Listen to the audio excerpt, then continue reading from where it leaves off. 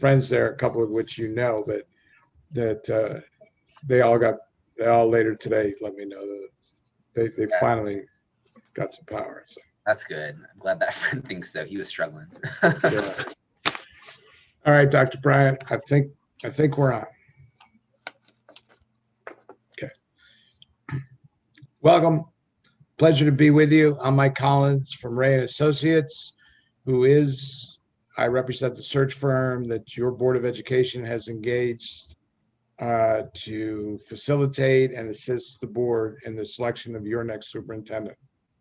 I do obviously join you from my basement, but like we all do, we enjoy, we meet up and enjoy each other from our familial locations. So now, most importantly, Dr. Jared Bryant, one of your three finalists, who has walked through all the doors through this long process, will be with you this evening to answer your questions. And we all, including Dr. Bryant, want to thank you for these questions. And I'm going to just share the questions, get out of the way, and Dr. Bryant will answer your questions as we go through. There are a lot of questions here, Dr. Bryant. We're going to try to get through all of them. So we're talking about a number around 16, and we have about now. So just to give you a time structure, yeah, math is math.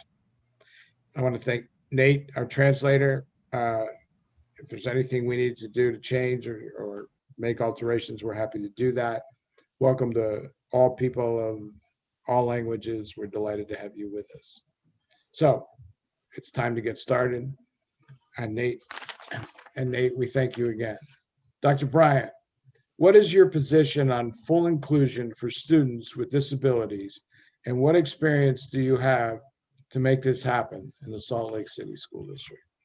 Sure. So I'm really eager to really look at our special education department and practices to figure out how we can make sure that students are able to receive the services that they need and also to engage in learning in the least restrictive environment.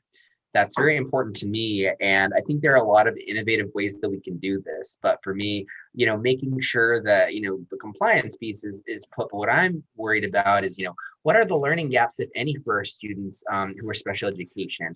When we look at their scores on, let's say, standardized tests or performance in school, performance on other metrics, because that would be a red flag where we may need to enhance and double down on our services for special education services. And of course, some of these services are very specialized.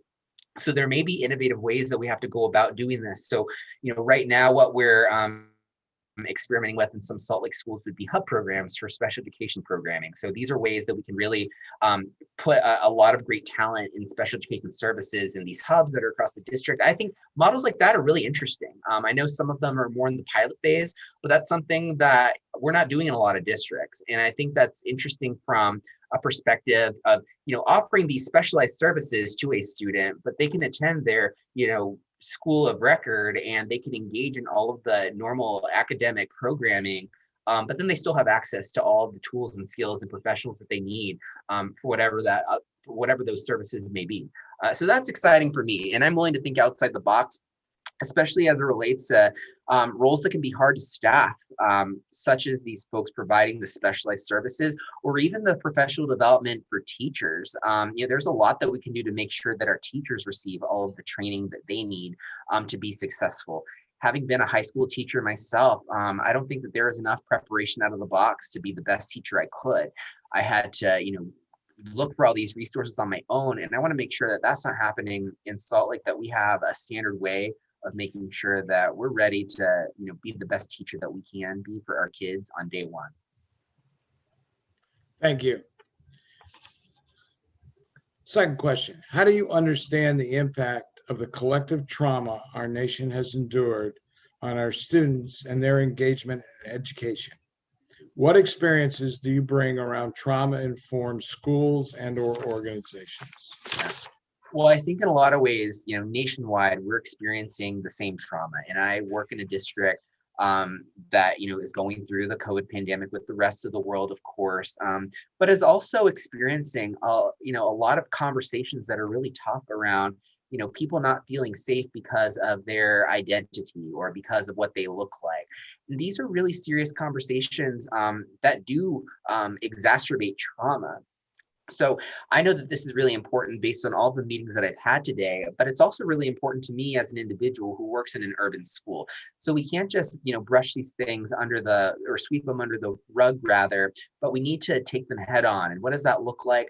I think from the top down, having very clear direction from the district on, making sure that our schools will be safe environments and there will be a protocol across the board if there's a breach of those norms that make students or staff members feel unsafe, but then also empowering our staff members with the training and resources they need to really work through some of these issues as they occur, whether that's conflict resolution or whether that's really making sure that they have access to ask the right questions so they can advocate to the district or make the decision themselves to bring on additional staff that provide mental health support, psychological services, or whatever that may be, or what we call them in my district, we call them wraparound supports, because some of these issues, that contribute to the trauma are issues created by exacerbated poverty, where a student may have been making ends meet before, but now it's even harder.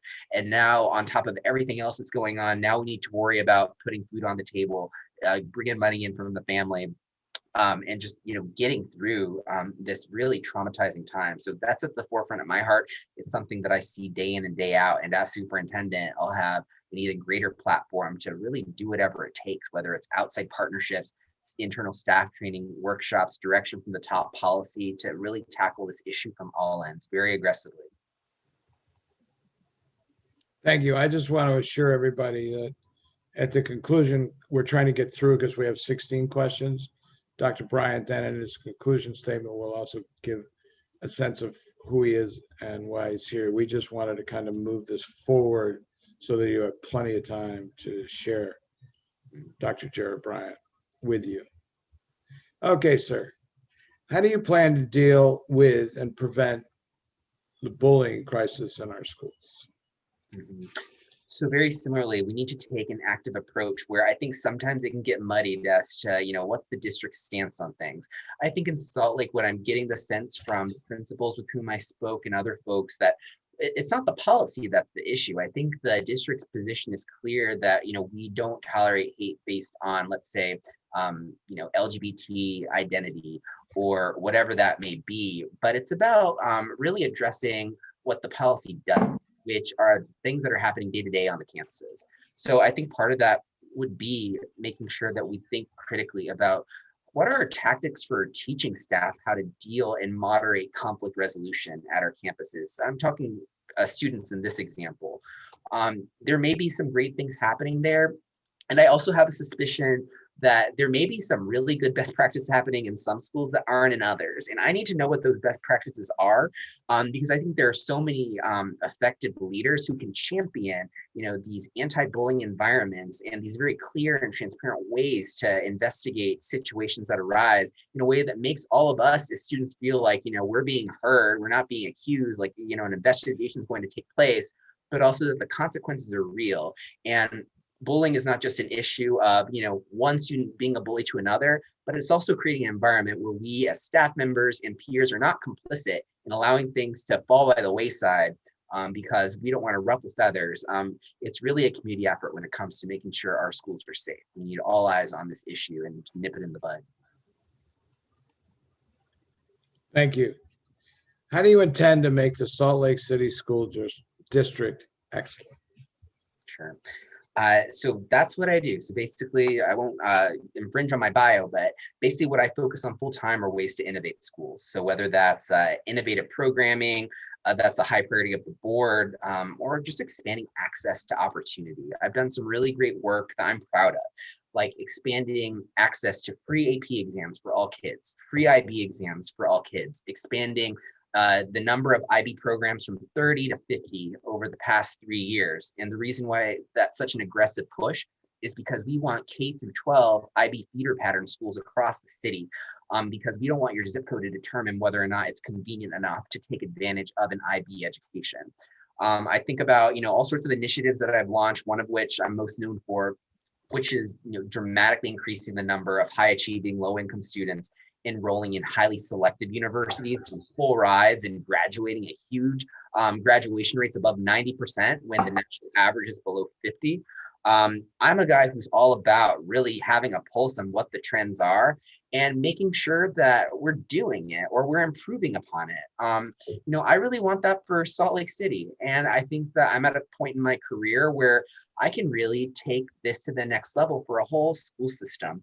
And my vision for Salt Lake City is that we don't have to adopt any or all of the things that I mentioned, but really I can work with our staff, our parents, our community members, and figure out what do we want. Maybe it's an extra IB program, maybe it's not, maybe it's something different, maybe it's innovative current technical education programs, maybe it's some of these things that we discussed in the earlier questions. But I really want to make sure that when our peers think about Salt Lake, our peers in other districts or our peers at the state level, they really think of us as a district that's doing outside the box thinking to tackle evolving issues. Again, that's what I'm known for. That's what I can think. That's what I think that I can bring to Salt Lake. And I think the end result of it will be higher levels of enrollment in our schools and greater buy-in and trust from the parents and community. I really want this to be the premier destination for students in the Utah area. Thank you. Question number 5. So timing is just excellent. You're fine. Just as a heads up. How will you deal with school next year amidst the post-COVID era and the possible COVID residue as it affects students? So I think those conversations need to be happening now. So probably, slightly before I joined the district, but it's on the back of my mind because it's something that we're all thinking about. We all want to figure out what's the game plan moving forward. But, I think what we all need to understand is it's a very complicated process. I don't happen to be a medical professional nor an epidemiologist. And I think it's really important to really look at the local trends. Like we need to look at things such as access to vaccines. And what's great about Salt Lake City is that a lot of our staff members have had access to their first or even second dose.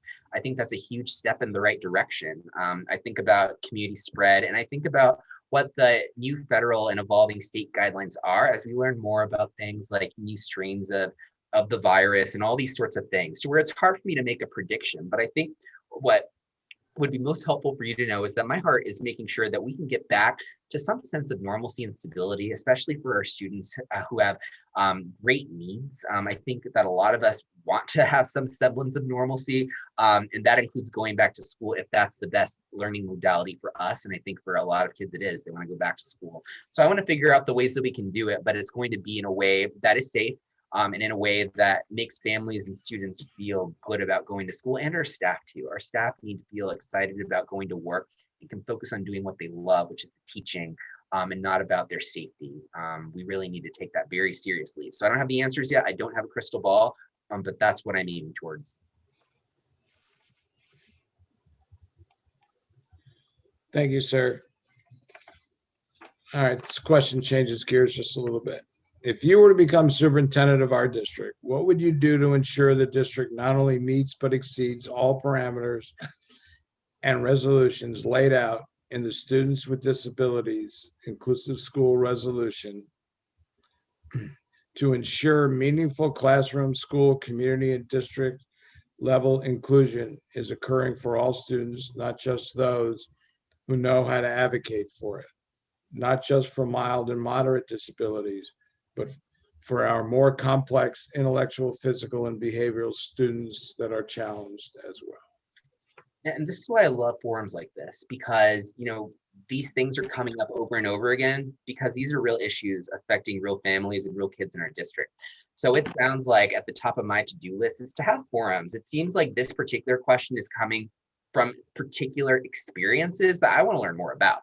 I wish I had more time to address this question, but I want to have town halls that focus specifically on special education, as well as task force too, potentially even at the board level, to where we can bring all the stakeholders to the table and make sure that we're diagnosing the right problem with the right solutions. Because of course, what I want for our students who are special education is to thrive. And if I look at our achievement data, I shouldn't see gaps in terms of access and success for students with for students with disabilities. So I want to make sure that I'm an advocate for them by implementing the right programs and procedures and thinking outside the box to make sure that even our services are as robust and comprehensive as they need to be, because as you know, there's a huge spectrum of people when it comes to special needs. So I want to look at the data. I want to hear from you all, especially the parent input is so valuable to me because you trust your students to attend our schools. So I need to make sure that I'm fulfilling the end of the bargain. And I'm not a parent, and I'm not a parent of a student in Salt Lake City schools. So I need to hear what your experience is and then gather trends and create an action plan. Thank you. All right, question number 7. How will you manage potential disagreements amongst members of the board and the board with you? That's a great question. You might be surprised by my answer. I actually welcome disagreements. I don't think disagreements are the problem. I don't think there's anything wrong with that, cliche family dinner table discussion. You know why? Because that shows me that people either feel comfortable enough just being, themselves in their own skin, or that we've actually built a layer of trust where we can share things that make us vulnerable and put our cards on the table. I would never want to come to a school board or a cabinet meeting where everybody's just nodding their head being like, oh yeah, Dr. Bryant, spot on. Because I know that I have a lot of my own gaps in my experiences and perspectives, right? We all have our individual perspective. I can't have everybody's perspective at once. And I love the pushback. I like the dialogue. I think that board members and community members have unique lenses, whether it's you're a parent and I'm not a parent, whether it's you're an alumni of the district and I didn't attend this school district, or whether you've been here 20 years or are new to the city. You're one of these, younger professionals coming in because you heard good things about Salt Lake. We all bring different ideas and perspectives, and I only bring mine. So when we're all at the table and we're having disagreements, it's not necessarily a bad thing. In fact, I think the most toxic things are when people know there's a problem and they don't say anything. And that's an expectation that I'm going to put forward to my board that I hope they listen to, as well as my staff and you all, the community.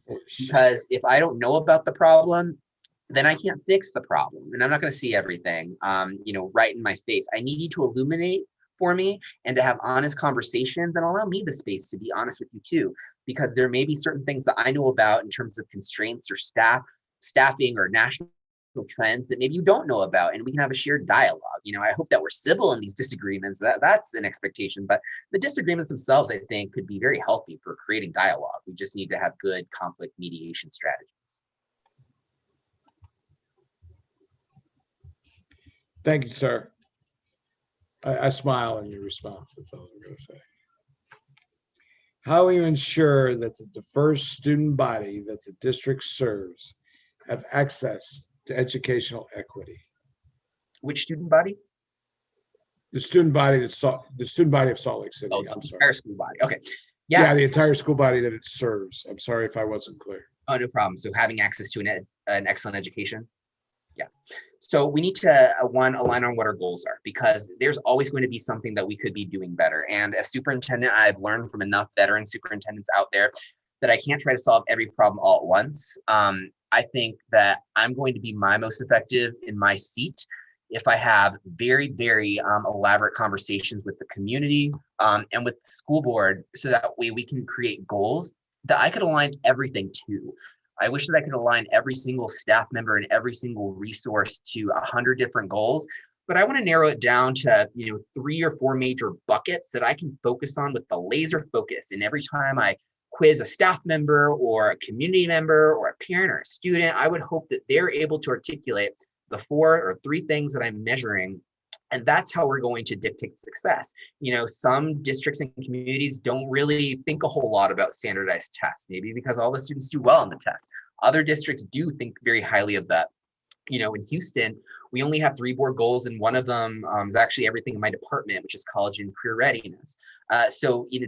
I know how to tackle these specific issues, but I think we need to be aligned in a vision and a direction. And I honestly, if I had to diagnose something, I think that's the thing that we're really ready for in Salt Lake City. We need somebody that can really set that vision and direction, so that way we can start creating these goals to which you can hold me accountable to. I'm going to tell you after my listening and learning tour that, I've spoken with stakeholders for months, and these are the trends, and these are my proposals for how we'll do it. And these are how I'm going to measure these metrics of success throughout the year. and over the course of the next 5 years based on a strategic plan. And I need you to hold me accountable if I'm not holding my end of the bargain. And I'm going to shake things up accordingly in terms of my own strategy and professional development to get there. Thank you, Dr. Brian.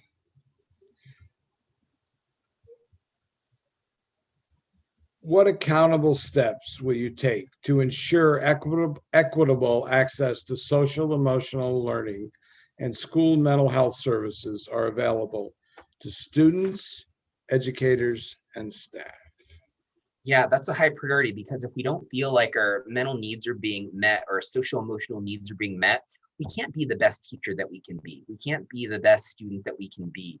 We need to eliminate as many of these variables as possible. And I need to look thoroughly at the resources, both within the district, but also within the city, to figure out a really strategic way to make that happen.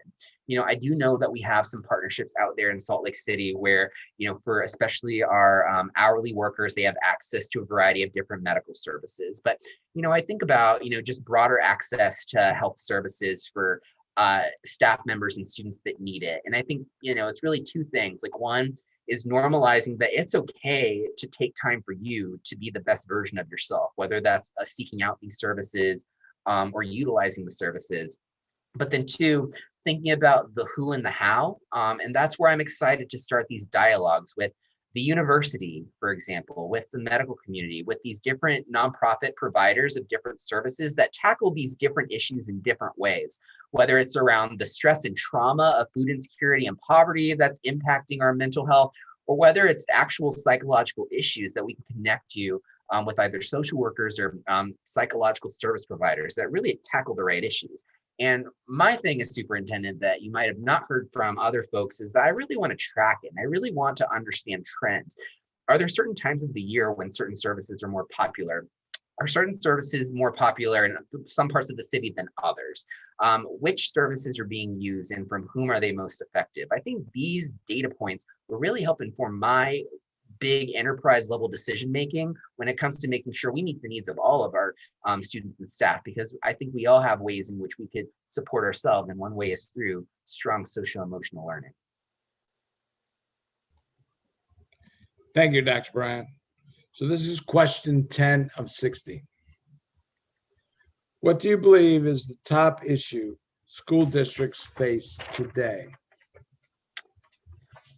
So I think that urban districts have always been under-resourced, and it doesn't go without saying that in Utah, we actually have some of the lowest levels of funding from the state for students. So I think that we've always had barriers that have prevented us from reaching our true potential. And I think that the COVID pandemic have made those gaps even larger. So I think a big issue is really thinking about, one, how do we close that gap? Because if a student was barely able to read on grade level before COVID, there's a big chance that they're going to be even farther behind, or not, but sometimes yes. So how do we make sure that we narrow that gap? Because we've always had gaps in Salt Lake City between our students of color and non-students of color. That's just one comparison group. There are several, and that's a gap that I want to close. And that's not something that I think is anybody's fault. This is something that we see in Houston. This is something that we see all over the place, because we're all trying to figure this out. We're all trying to get it right. But I think it's something worth thinking about. I think it's worth thinking about, how do we think outside the box, give students more time, more instructional time in whatever modality works best with them. Thinking outside the box in terms of working with different service providers to give those social emotional supports that you're looking at. All the gaps that may be academic on paper may not be the root cause of academia. It might, again, go back to those social emotional needs or special education services or multilingual support. I really need to look at all these data points to figure out what I would prescribe to a particular community set.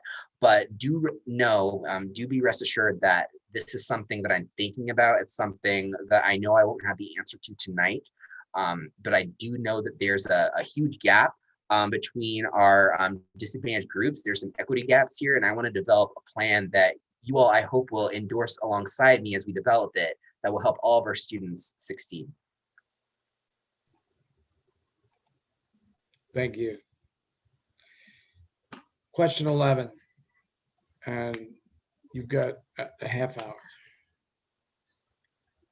Our district has significant declining enrollment which will necessitate school reconfiguration. Being new to the community, how will you approach school reconfiguration? And please cite specific examples from your background if possible. Sure. So, I mean, that is something that we need to look at. And, I've been in urban education long enough to know that school closures are never easy. At least in Houston, they rarely happen unless it's something that's coming as a directive from the state. Instead, what we've opted to do is really redesigning programming. So we've had historically underperforming schools, and we've thought of really innovative programming, whether it's CTE or academic, to really make that school thrive when it used to not be doing as well. So, one example, we had a high school in Houston that was consistently academically underperforming and was in threat of being shut down by the state. So instead of closing the school, we decided to do a wall-to-wall redesign where we rebooted it as an early college high school that would provide all of the students with credentials to go into technical fields in the medical profession. So great paying jobs, or if they want to go straight off into a 4-year using their associate's degree to get ahead.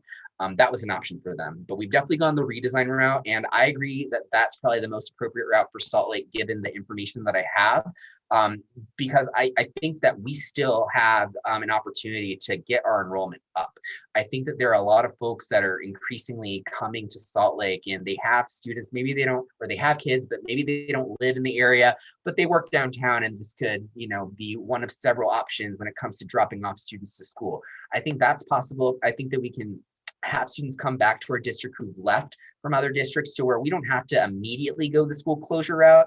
But of course, if we do, that's something that's going to require extensive community input. And sometimes it doesn't always work in that favor, and I really want to avoid it. And if it does get to that point, and I don't think we're there yet, that's something that you're going to be hearing a lot from me about that topic, because I would never do something like that without really understanding the ramifications of that. How would you stand up to or against the political establishment trying to dictate terms of how to govern schools? Yeah. So I'm assuming the question is alluding to state government, or at least that's how I interpret it. I know that we all play a different role, whether it's like the city councils or even our school board. But for me, I think what my big focus area is on the role that the state could play in making education easier for all of us. I've seen a lot of really disturbing trends nationwide where, some states are basically, throwing a stick at districts where if they don't come back in person, they'll withhold funding and resources, which, as you probably realize, makes the problem worse. Or their investments into education are not really permanent. They're more band-aid solutions that, will be hot one legislative session and then go away the next. And I think that's another thing that I uniquely bring to the table. I work in a large district, in a very political district, in a very political state, where I understand the different folks who need to be around the table to get stuff done. I don't want to be that superintendent that just sits around and, watches the news one day and I see a bill that's going to impact my district negatively and I didn't know about it. I never want to be there. I really feel comfortable speaking with legislators and leaders in advocacy or lobbyists, and really making clear succinctly for people who are not educators what schools need. I've done this successfully when it came to lobbying for private dollars from private donors and foundations and corporations. I've done this again when I was lobbying for different workforce opportunities that connect our students to employment after high school. And I think what I'm excited about next is to go right up there to the Capitol. I know I can't walk up there, it's a very steep hill, but I'm going to get to the Capitol and I'm going to talk to people who I need to talk to about lobbying for better ways that we can support districts. And I'm the type of person who can rally a crowd of my colleagues in other districts. And I think together, our voices are going to send a message to where, there are certain policies, I have my eye on certain policies that we need to tackle that I think will allow us to be a flexible learning environment for kids.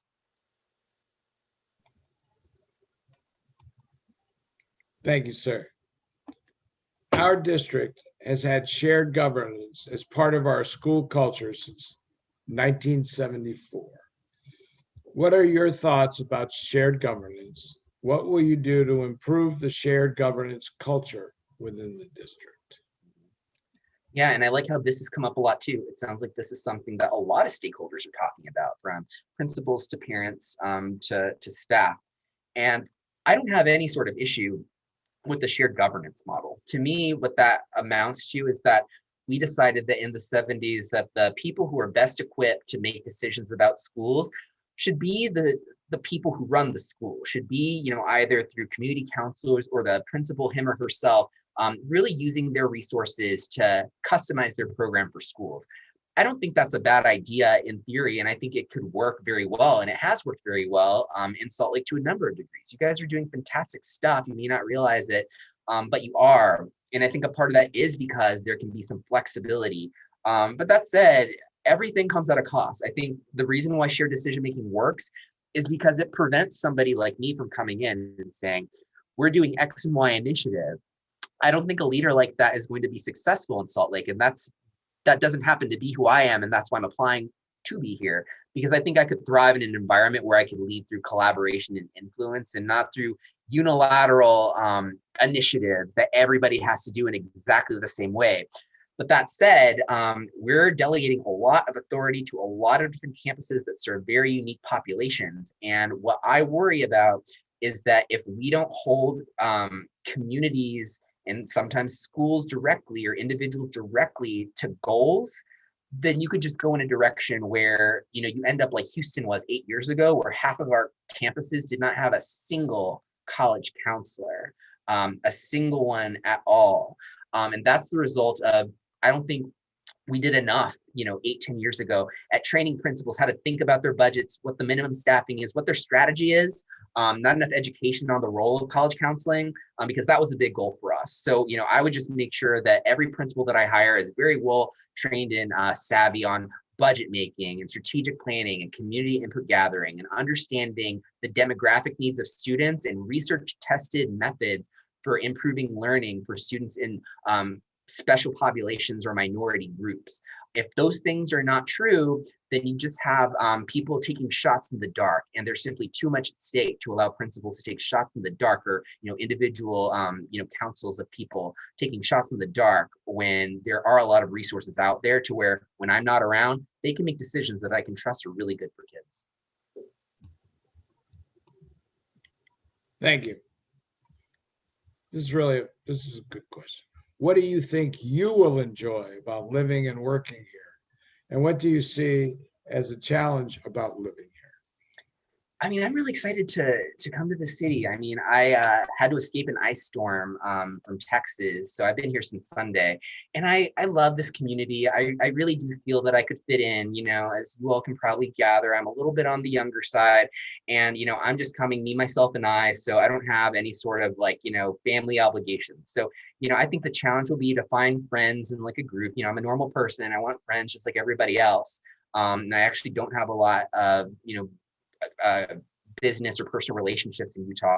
So I want that. I want to be involved in the community. And, I think big cities like Houston are great in terms of the resources, but sometimes you can kind of feel like kind of a cog in the wheel, and you feel like you don't have an influence. And I think this could really be my opportunity to really hone my own skills at making creative partnerships and relationships. And here's the really cool thing is that, I really want to make friends and, fit in this city and to build relationships. So that's going to help me personally. I'll meet some great people. But at the same time, I can also be a mascot for Salt Lake City schools. So you better believe that I'll be at Whole Foods or wherever it is, shopping for groceries, and somebody will ask me what I do, and I'll say, I'm the superintendent of Salt Lake Schools, and I want to tell you about our wonderful district and why you should send your kids here if you have kids, or your cousin's kids if they have kids, and here's what we need. And I really want to take advantage of the fact that, we're big enough to be exciting for somebody like me that needs friends and, fun restaurants to go to, but also small enough to where I feel like I can meet the movers and shakers that can really make good things happen for kids. And that's what I want to do. I'm here to be in 100%.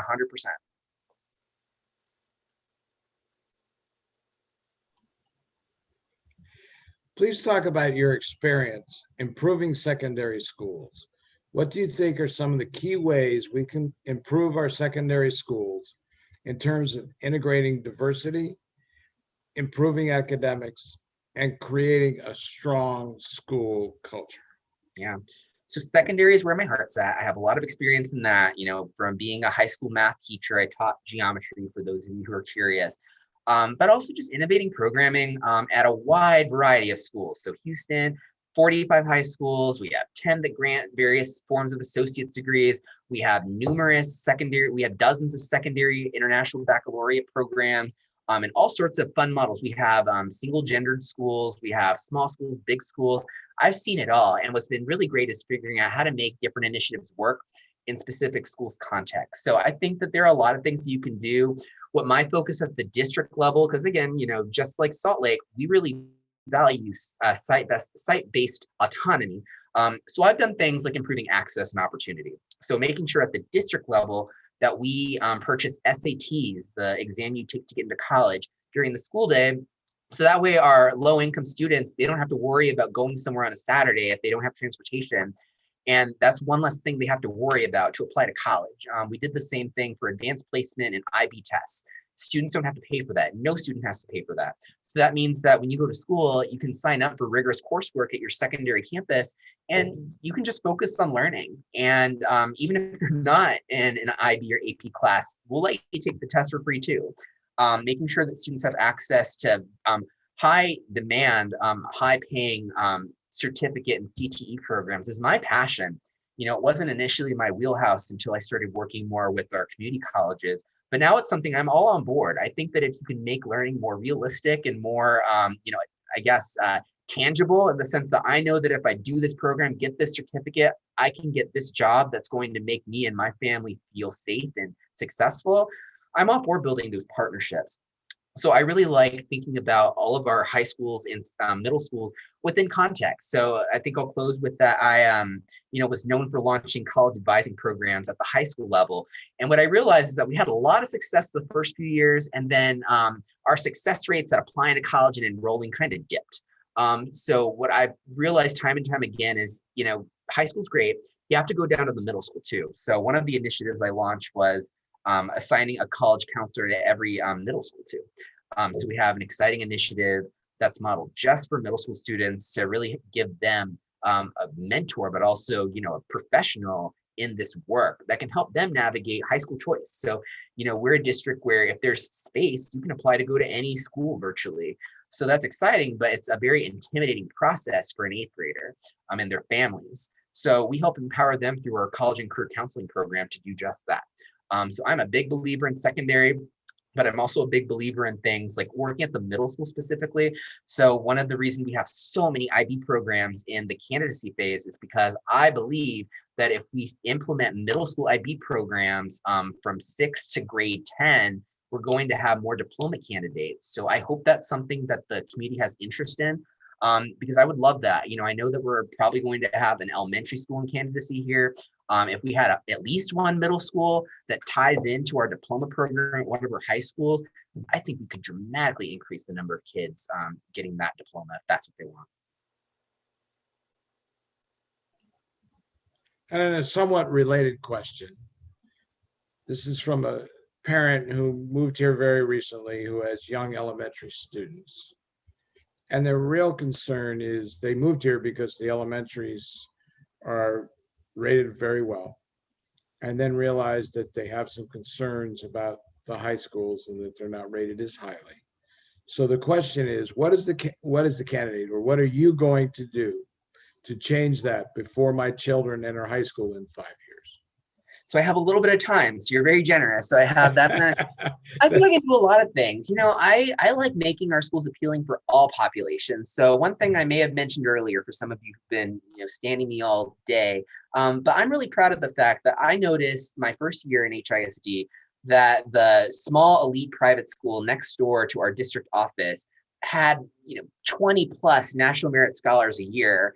And it was just strange that the largest school district in Texas had a fraction of that. So I was like, wait, that doesn't make sense. We have all these elite magnet schools. We have all these different resources and funding that we can use innovatively. Something's off here. And there was, and I figured out what the thing was. And when I did, I fixed it, and we tripled the number in just 1 year alone.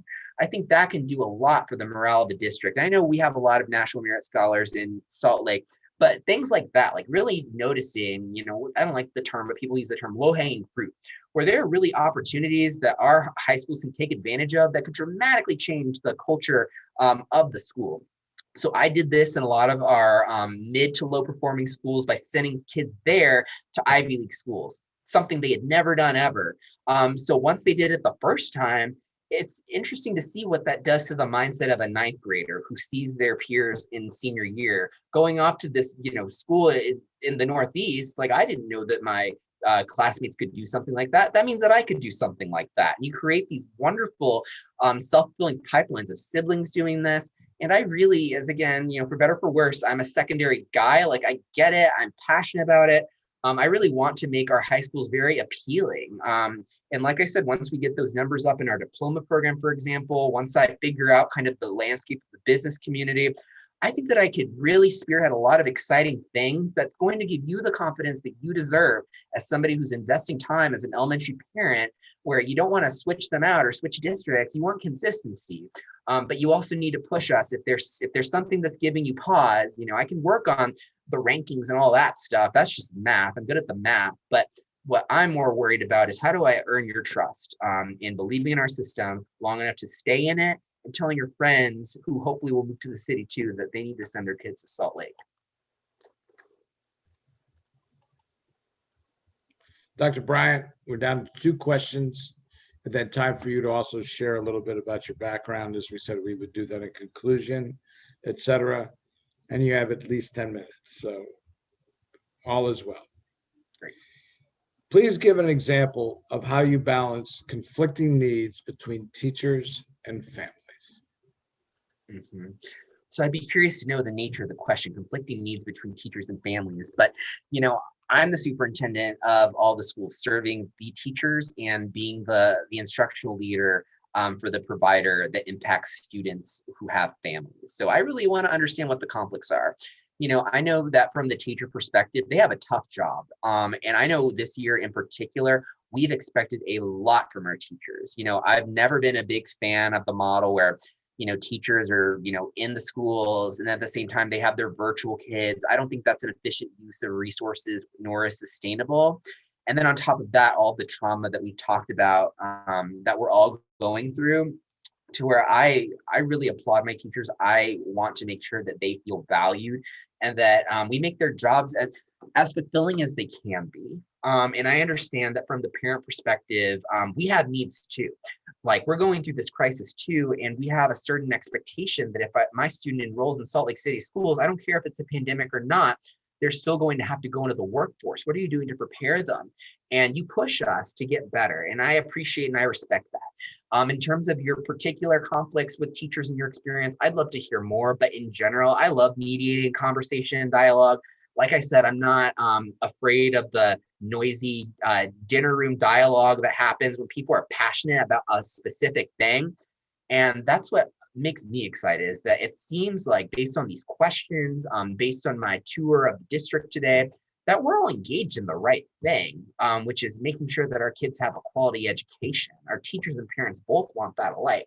I think it's the details and the how that we butt heads a little bit on, but I think we're going to make it work. I think that the hardest part is aligning on the goal, and we've got that down. We're engaged, we're asking the right questions. We're going to work that out. But I would need to learn more about the specific conflicts that you're discussing, or you're to which you're referring. Thank you. Last question. What creative ideas do you have to improve interaction between students and their teachers during the school day while still maintaining safety standards? Mm-hmm. Yeah, I think we need to think outside the box, because it's not easy to be a virtual learner. And yet for a lot of students, that's the route that makes most sense, just given the world that we live in. So I think that there are a number of things that we have to think about as a district. By the time I come in, I think we're going to be thinking about slightly different challenges than our current administration. But what I'm thinking about are ways that we could really, validate the fact that students, for certain instances, they need in-person learning. So how am I going to make sure that our teachers are ready to transition back to in-person learning safely? But at the same time, I'm seeing nationwide trends that show that some students are actually thriving in an online environment. And some teachers are actually, surprisingly enough, really good at teaching in an online modality. And they may have not expected it. And that's really their jam. So what if you connected those two groups together, the students that thrive virtually, the teachers who thrive virtually, and we can connect them to a learning system that works for them. I mean, there are a lot of details that we want to work out, but I'm not just going to say, oh, COVID's over, let's go back to normal. It's like, no, hold on. There are students that weren't thriving under the traditional way. So how do we optimize our current virtual learning opportunities to do that? I think to your point, when you're virtual as a student, it's really hard to get that individual attention that you might get if you were seeing a teacher in person every day. There are strategies around that. It depends. We have to look at the caseload of the different teacher and the responsibilities and, the structures. And I don't know all the details. But I have some best practices that I could share. But I think one of the things that has made me excited in my work that I currently do is really scaling access to teachers. It doesn't necessarily have to be the students' teachers, but here's what I did. Let me know what you think. So I launched these things called virtual study halls that take place every Tuesday in Houston, and it's specifically for advanced coursework. So it's advanced placement, IB, and dual credit.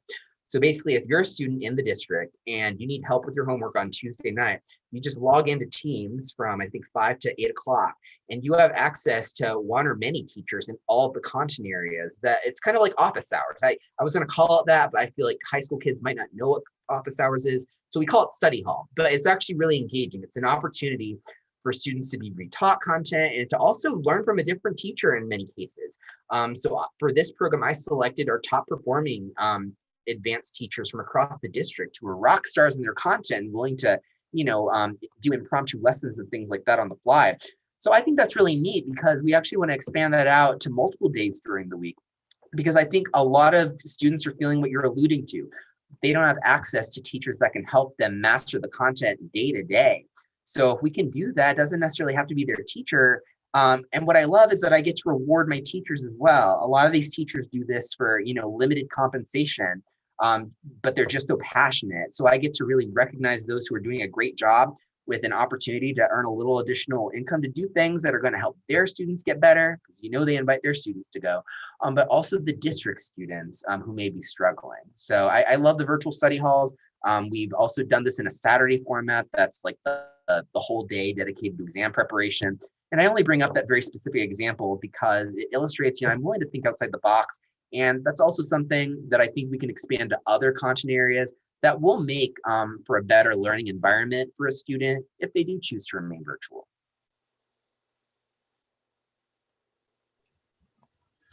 Thank you, Dr. Bryant. You've had a great day. So now why don't you share with the parents of Salt Lake City, both that have been attached to these questions and particularly those all over that are watching. Yeah. Tell us a little bit about who you are and then say goodnight. All right. So who is this guy from Texas?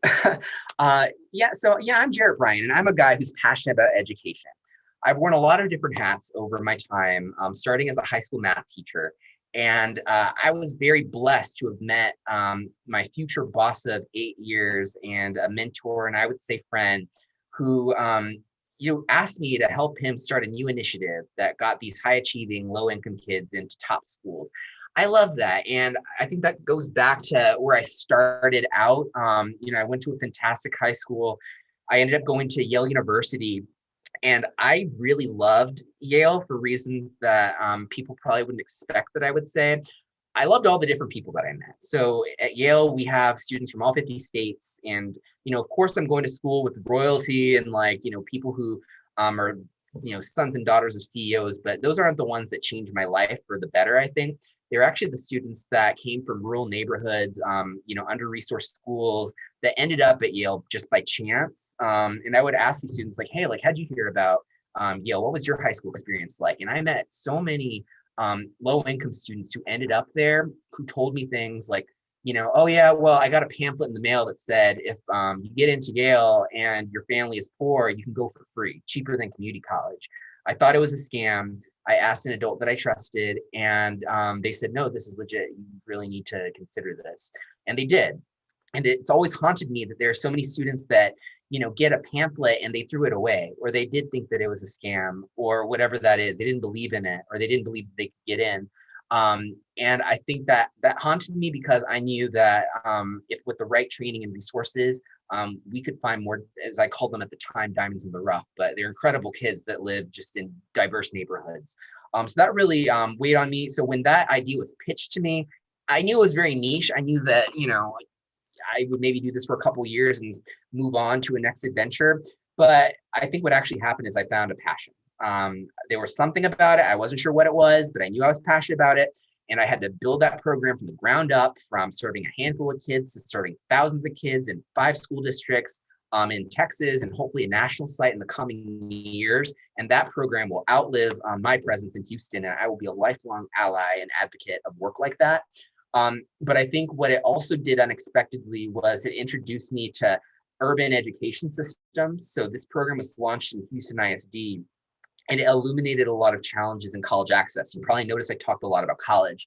And the reason why that's the case is because when I launched this very successful program, it made me realize, I saw on the ground in Houston schools that half of the schools didn't have a college counselor at all.